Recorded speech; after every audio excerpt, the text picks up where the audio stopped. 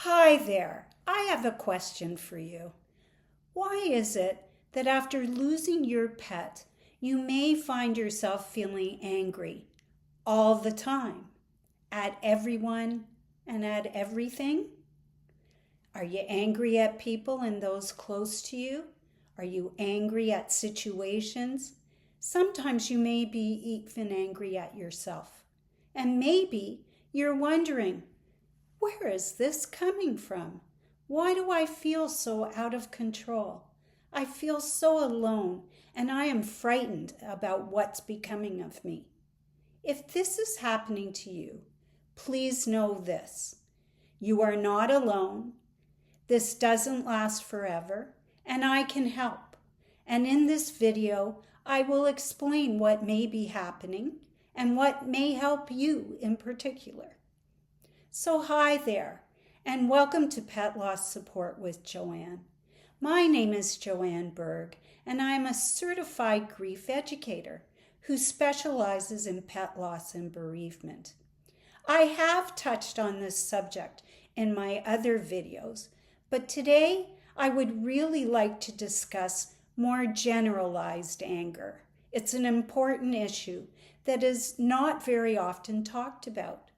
So I am going to explore with you, number one, why anger shows up after the loss of a beloved pet, or any loss for that matter. Two, how that anger can show up in different ways, even in surprising ways. Three, and what may help you begin to understand and work with that anger. So why does this anger show up?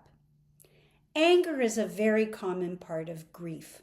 In fact, anger is recognized as one of the stages of grief, first described by Elizabeth Kubler-Ross. She was a psychiatrist who wrote a book about this. These stages are not linear and are a generalized overview. Your anger is specific to you and deserves to be witnessed openly without judgment.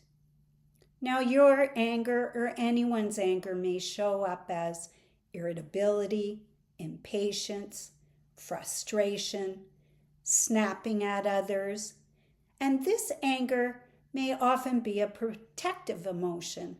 It can sit on top of sadness, helplessness, guilt, longing, and feeling misunderstood. Anger can also be turned inwards. This can look like self-blame and can feel like depression. Anger can also come from loss of control. You could not stop what happened to your pet. You could not fix it. So I think really what I want to say in the next section is about my clients, and they signed a release so that I could share. One of my clients said, I got so angry after I lost my cat, Julie, and then I became so depressed. I felt overwhelmed and even had repetitive thoughts about ending my life.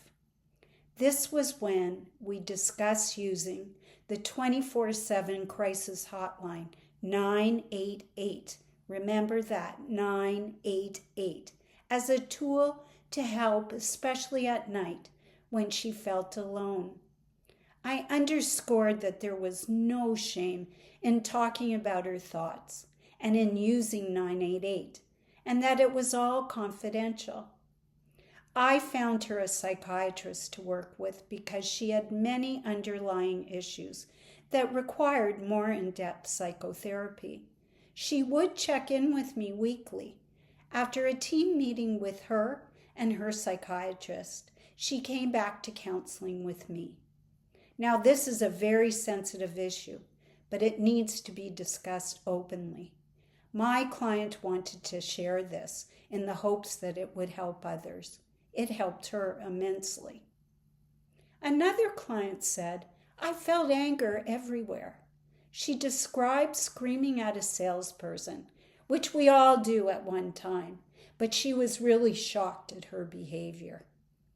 Together, we unpacked the layers of grief underneath and named the anger. So she said to me, "Thank you, Joanne. I understand where my emotions are coming from. That has brought me some comfort.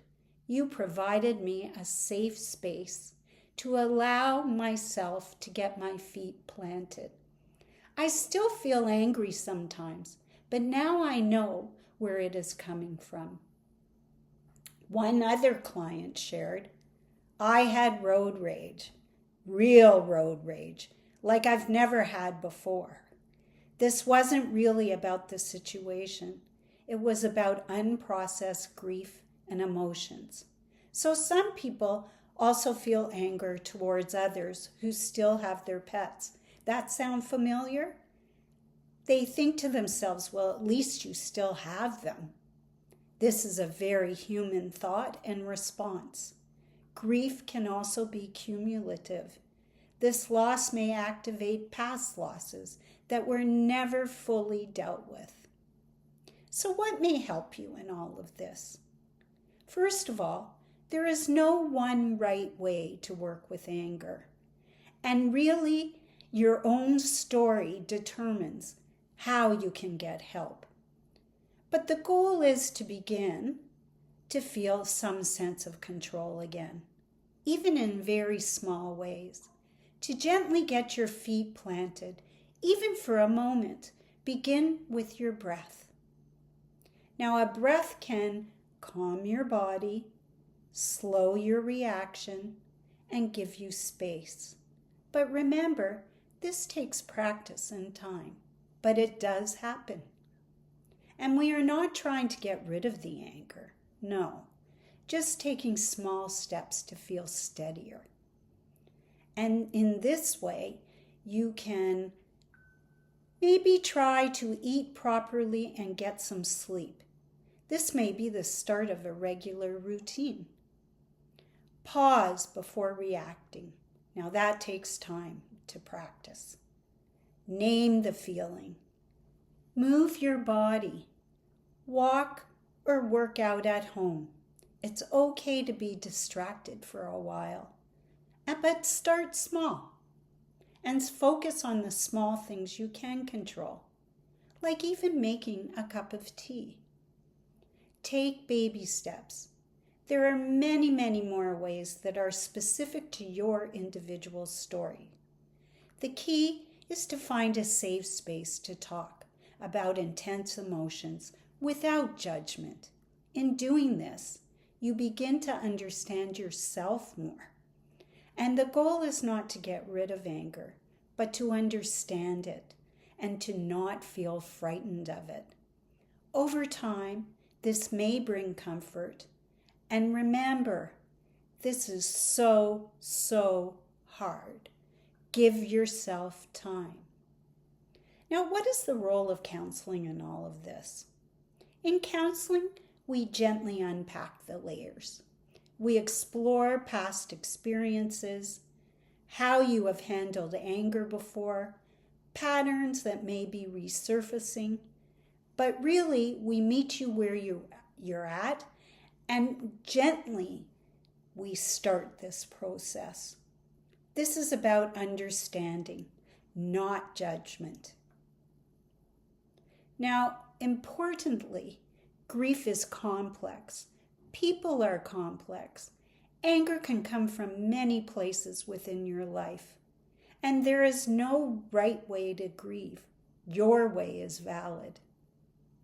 So to end, since you are watching, please subscribe and comment. I am happy that you are here. Are you feeling angry after losing your pet? Well, no, now you may know that you are not alone. So let's talk. I can help you sort this out. You can reach me directly at joannebergen1@gmail.com or on my website, petlossandbereavement.com. Please take care, and I'll see you next time.